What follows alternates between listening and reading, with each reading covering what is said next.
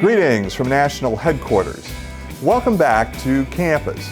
I'd like to have spent a couple of minutes talking about the strong start ATO chapters are having across the country, and they are. But there is a bit of a pressing issue I wanted to talk with you about. You may have heard about or seen protests of Phi Gamma Delta chapters at Nebraska and Iowa. The protests are related to members who have been accused of sexual assault. The purpose of this message is twofold. First, to restate the obvious, that Alpha Tau Omega does not stand for or tolerate any type of sexually abusive behavior. ATO's health and safety policy specifically says the fraternity will not tolerate or condone any form of sexist or sexually abusive behavior on the part of its members, whether physical, mental, or emotional. This includes any actions, activities, or events, whether on chapter premises or an off-site location, which are demeaning to women or men, including but not limited to verbal harassment, sexual assault by individuals, or sexual assault by members acting together. Strippers, exotic dancers, or similar persons, whether professional or amateur, at fraternity events are prohibited. Several years ago, an ATO chapter hired 2 strippers as part of a pledge event. Details and video of the event, which included more than strippers stripping, became public, causing worldwide news coverage.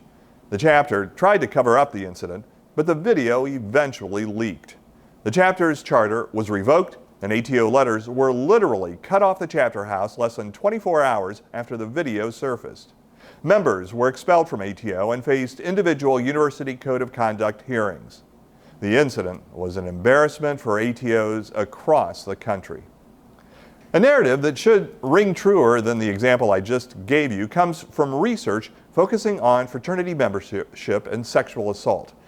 The researcher asked the question, is sexual assault more common among fraternity undergraduates compared to unaffiliated men? The researchers believed the answer was yes. However, the actual research showed something quite different. Sexual assault among fraternity undergraduates was less when compared to unaffiliated men. The results do not surprise me given chapter standards, the quality of men being recruited, the fact that men know they'll be held accountable, and ongoing education and health and safety issues, including bystander education. In short, because of the type of men being recruited, the education you and your chapter mates receive, the encouragement you receive not to be a bystander, and intervene if you see a brother starting to do something inappropriate, and your chapter's judicial board, you and your brothers are in a strong position to make wise choices. The second reason for this message is to remind you that all fraternity chapters, including ATO, remain under incredible scrutiny, which is pretty much the same as it's always been. ATO holds the creed as an important part of what it means to be an ATO.